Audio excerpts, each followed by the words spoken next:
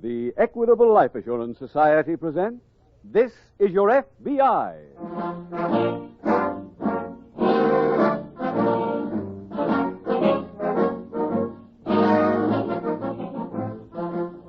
This is Your FBI, the official broadcast from the files of the Federal Bureau of Investigation. Presented transcribed as a public service by the Equitable Life Assurance Society of the United States and the Equitable Society's representative in your community. Later in the program, we will bring you an important message from Mr. J. Edgar Hoover on our nation's internal security.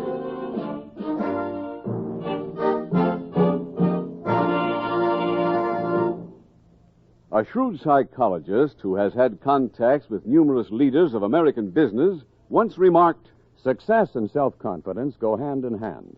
Men who have a strong conviction that they're going to succeed are the ones that rise to the top in every field." For people of this type, people who have this feeling of certainty about themselves, the Equitable Life Assurance Society has created its famous life insurance plan for men and women on the way up.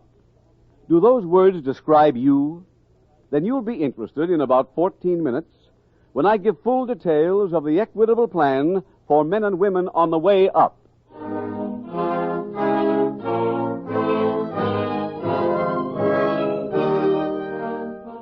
Tonight, the subject of our FBI file, extortion. Its title, The Straw Hat Shakedown.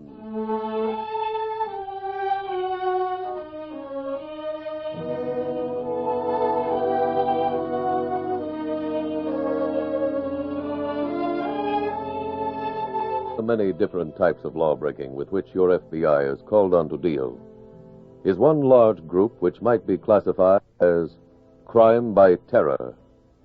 In every case, the basis of such a crime is a threat. Call it blackmail or extortion, and the threat is undesirable publicity for the victim. Call it racketeering, and the usual menace is damage to the victim's property or his business. In almost every case, however, the threat is fundamentally a bluff, because the criminal has good reason to fear publicity even more than the individual he threatens. When the prospective victim keeps his head, he can turn this fear to his own advantage by immediately reporting the matter to the proper authorities. Tonight's case from the official files of your FBI is the story of a person who lacked the moral courage to call on the local police for help. The results, as you will see, were tragic.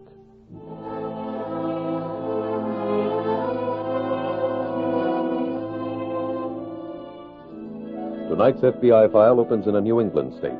It is late afternoon, but still light enough to read the freshly painted words on the side of a large barn. Grand View Summer Theater.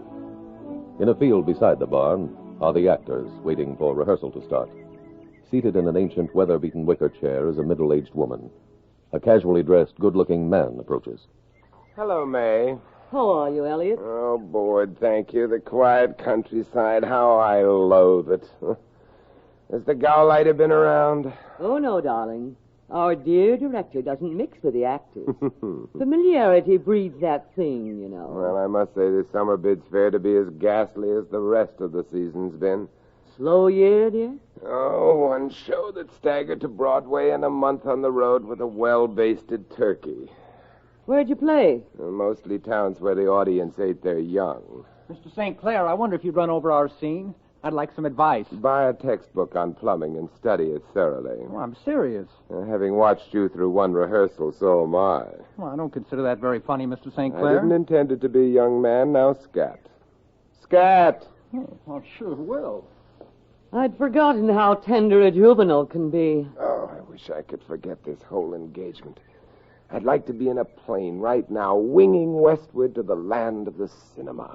Well, darling, why aren't you? It has to do with money, dear. Lack of it. Mr. St. Clair, may I talk to you, please? Surely. I was given to understand that you'd played this part before. That's true, several times. This same interpretation? Yes, why? Well, to be honest, I sense a lack of feeling, Mr. St. Clair. I don't quite believe this man you're doing. I'll consider that a matter of individual opinion. I'm afraid it goes beyond that. I'm billed as director of this piece. I want the performances up to my standard. We'll do a complete run-through in a few minutes. Let's bring him to life, St. Clair, shall we? Bless his little pear-shaped tones. Bless his little pear-shaped head. Well, I may go off the dry tonight. Can you afford a bottle, dear? I don't have to. Didn't you see the invitation? To what? The company's been invited to a party that's being thrown by the patrons and patronesses. Ah. Here, read all about it. Are these patronesses? Uh-huh. They look like pictures on canceled stamps. Ha ha! Hey. What? I know one of these fair damsels. Is that a boast or a confession? More than that, darling, it's a reprieve.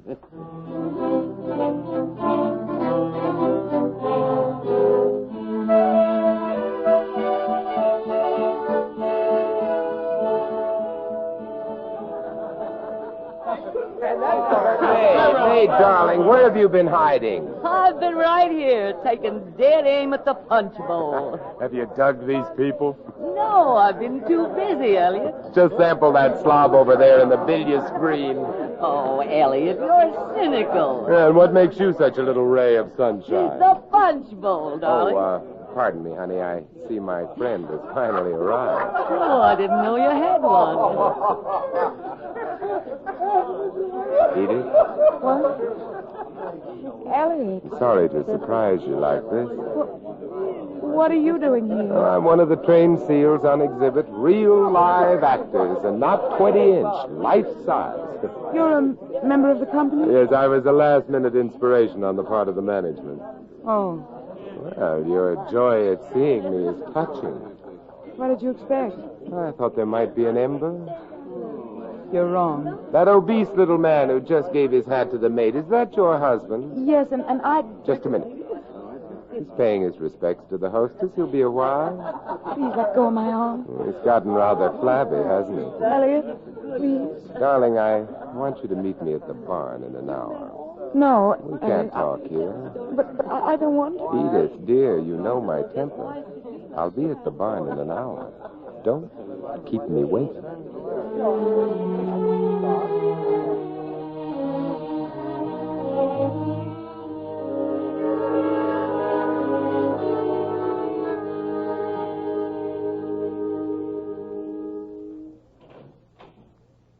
Edith? Yes? I'm on stage. I thought you'd enjoy meeting here in the set. Elliot, I can't stay long. Oh, but darling, this is the first time we've been alone in 10 years. I don't know why I came here. You came to see me and to go through my scrapbook. Your scrapbook? Sure, I thought you'd be interested in the progress I've made since those days. Look, this is 2 seasons ago, Cyrano. And why they picked Ferrer to do the picture after my notices at the Wellington Drama Festival is beyond me. Elliot, I must go. Wait. I knew you'd want to see this picture of us. You kept that. Of course. And then this one of you. Actress arrested in extortion plot. Actress Edith Wayne this afternoon was arrested by police as she attempted Yes, to... I remember. Yeah, but look at the picture. You handcuffed to the marshal on your way to jail. Elliot, what do you want? I'd like to sell my scrapbook. Nobody knows better than you. I wasn't guilty that Edith, time. darling, I need money quite badly. My price for the book is $5,000. That's ridiculous. I couldn't get that Darling, much. you couldn't possibly have married that cretin for love. I want $5,000 from either you or Mr. Calhoun. And I want it Saturday night.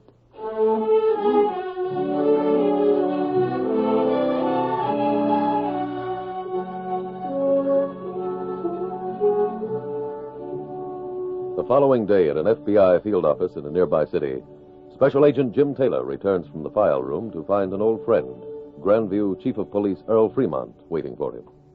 Well, hello, Earl. Hi, Jim. How's the fishing been? Well, don't spread this around, but since I became chief, I haven't had a rod in the water. Is Grandview that crime-ridden? Seems like it. I'm down here today on one, as a matter of fact. Oh? I thought maybe you'd give me some help. Sure, what kind? We had a jewel robbery reported this morning. First one of the summer. If I can solve it, maybe we can keep from having another epidemic of them like last year. Any FBI jurisdiction? No, not that I know of, but I've got a list here. These things were stolen from a Mrs. Calhoun. When? Well, she doesn't know. She says when she went to her jewel box this morning, it was empty. It's a nice haul for somebody. Mm-hmm.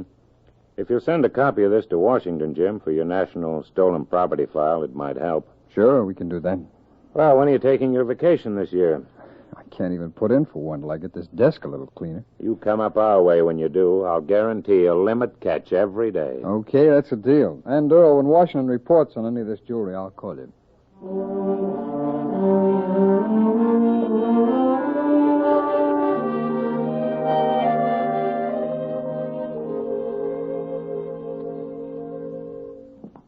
When one has traveled as much as I have, and one has seen snow-crested mounts of...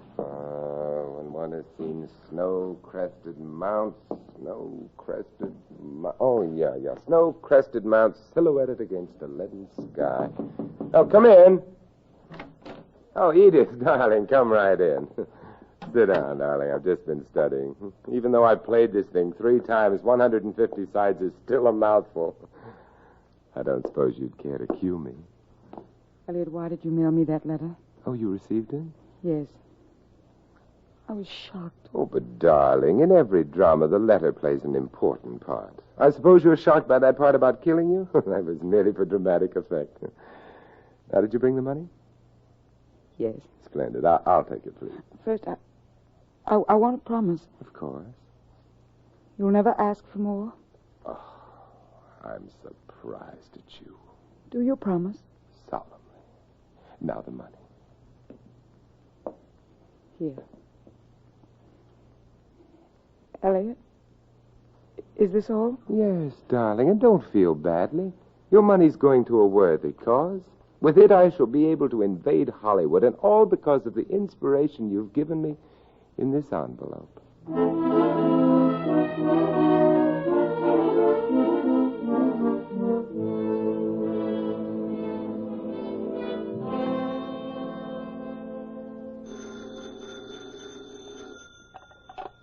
Taylor speaking. Jim, this Earl Fremont. Oh, yes, Earl. You can notify Washington to cancel the notices on that stolen jewelry. I located it this morning. Oh? One of the loan companies up in Portland called when they got my circular. Did they give you a lead on the thief? There wasn't any. What was that? The company made a loan on the jewelry to some woman. When they gave me her description, I got suspicious and drove up there. Oh, what for? To show them a picture of Mrs. Calhoun, the woman who reported the theft. Oh. They identified her as the person they made the loan to. Positive ident? Yes, and I made double sure. Oh, how, Earl? Well, they gave her a certified check, which she took to a bank around the corner and cashed. The bank teller also identified her picture. He said she got the money in small bills. How much? $5,000. Well, The teller thought it was odd, so he gave her new bills and made a note of the serial numbers. Earl, this Mrs. Calhoun tell you why she did it? I haven't been able to reach her yet, but I left a message at her home for her to call me. Uh-huh. Hey, if you get a chance, let me know what she says. And I'll notify Washington to cancel those notices.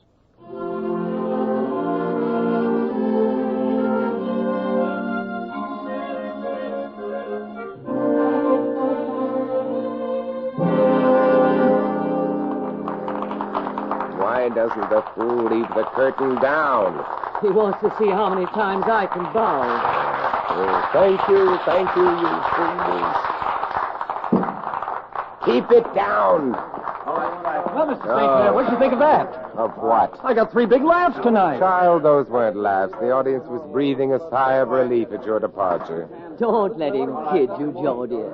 Oh, I understand, Mr. St. Clair. We'll see you both at the party. Ooh, I'm glad I was never that young. Oh, pardon me. Well, Mr. Gibson, I trust the reaction pleased you. Oh, they liked it fine. I didn't, and I only tried to please myself. Well, I thought we were perfectly wonderful. Oh, Miss Perry, the theater is an art form. And in art, there is no such thing as perfection. See footnote, page 38, Stanislavski Strikes Back. All right, St. Clair, I've tried to be pleasant. You hear the news? The party's off. What? No. But the party for me? Well, it can't be. I only heard it 5 minutes ago. I'm sorry, Mr. Gibson. They just got word out front about that woman who was the hostess. Mrs. Calhoun? Yeah. This afternoon she committed suicide.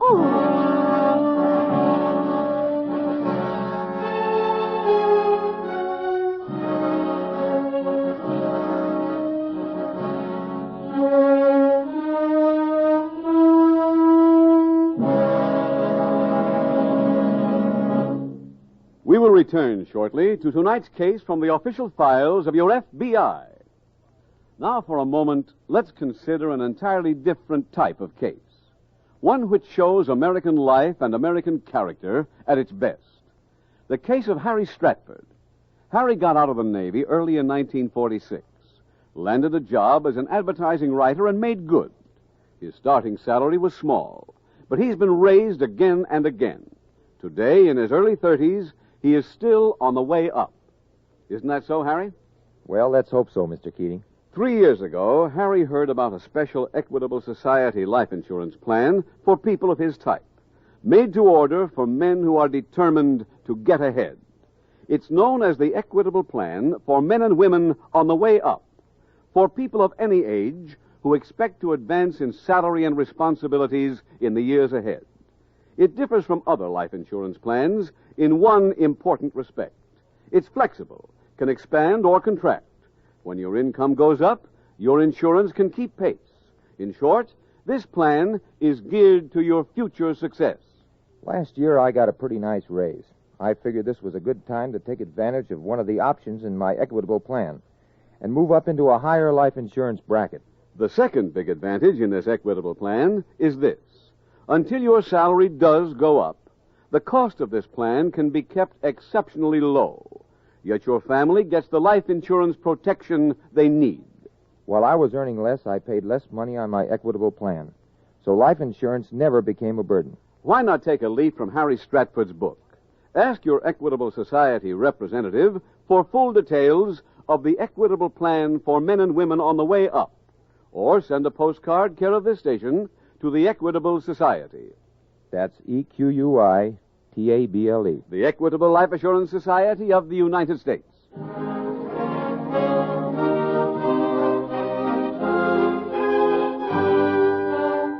And now back to the FBI file, The Straw Hat Shakedown.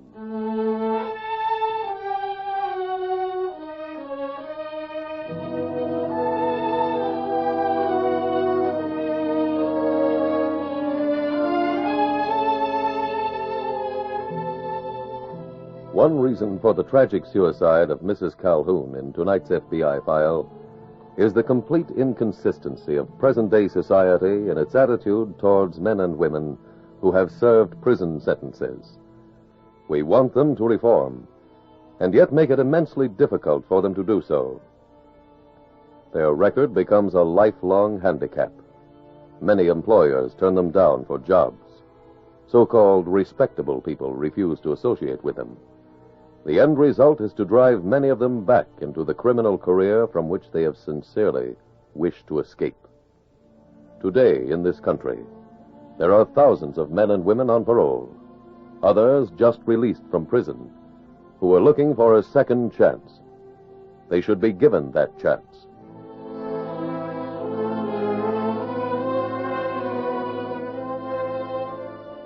Tonight's FBI file continues at the FBI field office the following day. Special Agent Jim Taylor is at his desk when his phone rings. Taylor speaking. Earl Fremont, Jim. Oh, yes, Earl. More news on that jewel robbery. Oh, well, you didn't have to call me earlier. Could have dropped me a line. No, I called because you're in on it. Oh, how come? Mrs. Calhoun, the woman who robbed herself, committed suicide yesterday. Oh. I found a suicide note, also a typewritten extortion letter threatening her life. Was that mailed to her? Yes, I've got the envelope. It was postmarked here in Grandview. Well, that gives us jurisdiction, all right. I'm sending the notes down by messenger. Good, I'll get them over to our lab. I also sent along Mrs. Calhoun's jewel case. I found it empty beside her body. It's got some prints on it. Fine. Oh, Earl, have you been able to develop any suspects? No, not yet. All right, I'll start up there right away.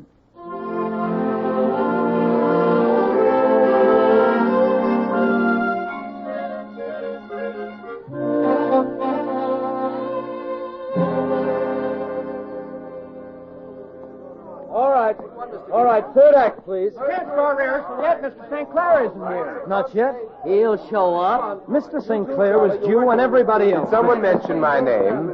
I suppose you've got a good excuse for holding up the entire company. I was tired. Well, so am I. I'm tired of you and your lack of regard for your fellow actors. Dear boy, I make you a gift of my part. What? As of Saturday night, I am no longer a member of this taffy-pulling society. Elliot. Your notice is accepted. Mr. St. Clair, I wish you wouldn't go. I was learning so much from you. Thank you. I will cherish and press that in my memory book next to my laundry bill. I thought you were playing out the string to get some wardrobe money. I can make this much stopping runaway horses. Tell me where. I'll go with you. Mr. St. Clair, you're staying with us through the Saturday night performance, I believe. Yes, that's right. Then you still owe me this rehearsal time. Now let's do a little work, huh?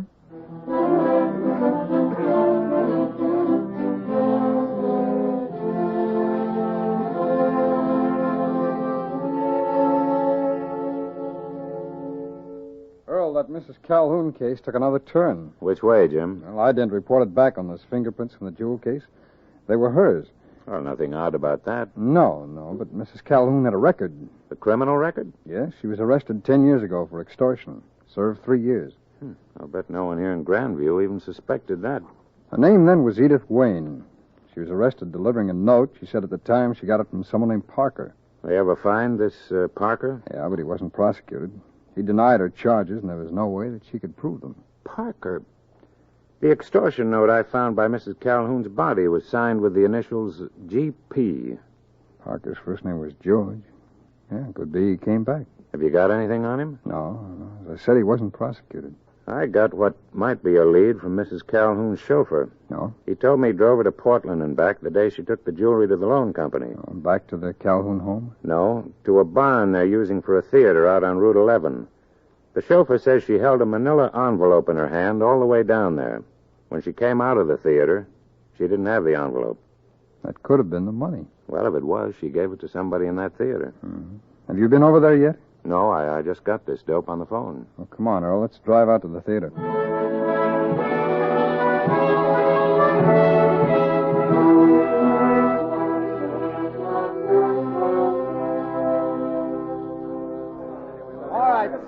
All right now, everybody. This is Chief of Police Fremont. He wants to ask you a few questions. Thank you, Mr. Gibson. The specific day I want to ask all of you about is last Thursday. Now, to refresh your memory, that's the day after the patrons and patronesses had a cocktail party for you. We rehearsed here that day, Mr. Fremont. All of you? Well, I'll show you a picture of Mrs. Calhoun. Can you all see it? Yeah. Now, we know Mrs. Calhoun visited the theater Thursday during the rehearsal. She came here, stayed a while, and left. Who did she see? Well, let me put it another way. Did any of you see her? May I have your name, please? May Perry. Did you see Mrs. Calhoun? Nope. Your name, please. Elliot St. Clair. Did you see Mrs. Calhoun? No. Earl, can I see a minute? Sure. Pardon me. I just checked in the office. The extortion note was typed on the theater's typewriter. You sure? Well, just about. I'll drive in and have the lab go over both samples anyway. Good. Keep questioning them. I'll see you at headquarters as soon as I can.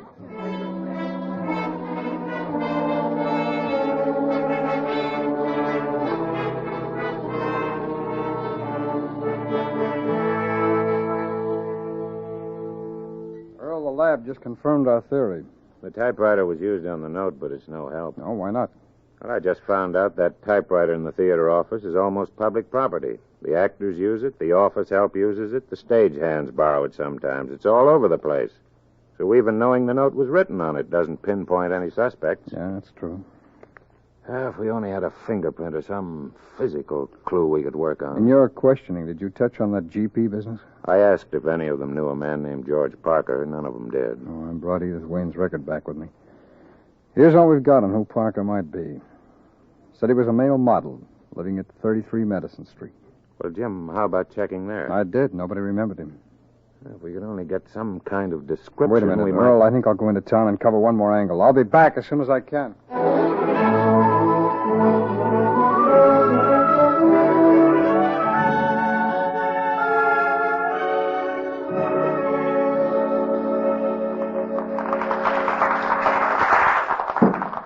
Wave it down. Smile at the nice people. I hope all their children are ushers. Well, I'm a free man at last. You still leaving tonight? On the 1 a.m. milk train. Don't curdle too much of it. Elliot, can I say goodbye? What did you call him? Elliot, that's his name, isn't it? Hey, darling, he is human. We were both wrong. Well, we haven't gotten along very well together, but that's no reason for you to leave with bad feelings. I'd like to shake hands and wish you good luck. I'm not holding it out forever. I wouldn't if I were you. It'll get tired. You shouldn't have done that, Elliot. Oh, this business of forgetting hates in a moment of sentiment is asinine. Why should I give that imbecile a chance to feel noble? So long, trooper. What? I wish you weren't going, Mr. St. Clair. But alas, I must. So hail and farewell, my fellow thespians. Aren't you going to put any pebbles in your mouth? I'll think of all of you with utter revulsion as I lie in the sun beside my swimming pool. Goodbye, you slaves. Just a minute. No autographs, please. We don't want your signature, Parker. We want you.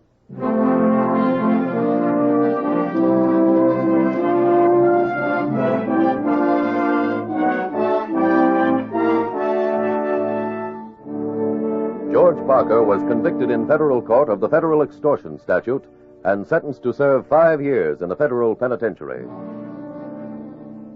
Special Agent Taylor and Chief Earl Fremont were able to arrest the guilty extortioner because of that last trip Taylor made back to the city. By canvassing every model agency in town, Agent Taylor found one which had in its files the picture of George Parker, a picture which revealed him to be the man now using the alias of Elliot St. Clair. And now, ladies and gentlemen, here is a vital message on our nation's internal security from J. Edgar Hoover, Director of the Federal Bureau of Investigation. Mr. Hoover's message is, and I quote, "Espionage is the obtaining of confidential information regarding the national defense and furnishing it to unauthorized persons to the detriment of the United States or the advantage of a foreign power. The American people have been requested by the President of the United States to report immediately to the FBI all information concerning allegations of espionage within the continental United States and the territorial possessions."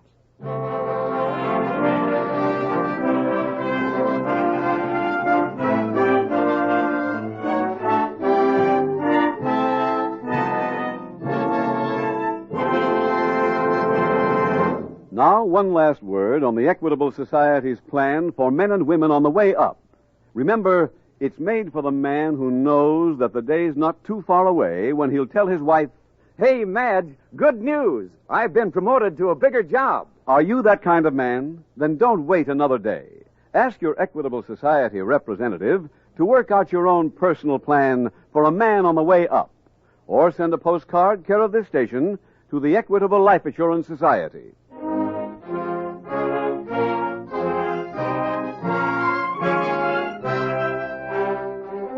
Next week, we will dramatize another case from the files of the Federal Bureau of Investigation.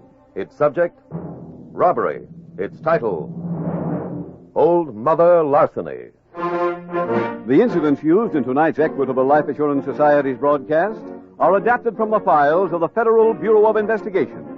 However, all names used are fictitious, and any similarity thereof to the names of places or persons, living or dead, is accidental. Tonight, the music was composed and conducted by Frederick Steiner. The author was Jerry D. Lewis. Your narrator was William Woodson, and Special Agent Taylor was played by Stacy Harris. Others in the cast were Betty Blythe, Betty Lou Gerson, Terry Kilburn, Jack Laird, Henry Morgan, and Vincent Price.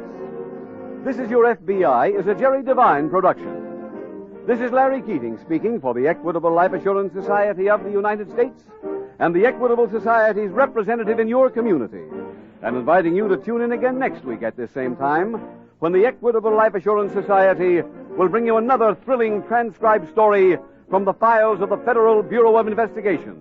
Old Mother Larceny on This Is Your FBI. Stay tuned for the adventures of Ozzie and Harriet. There's fun for the whole family when Ozzie and Harriet come your way next. This program came to you from Hollywood.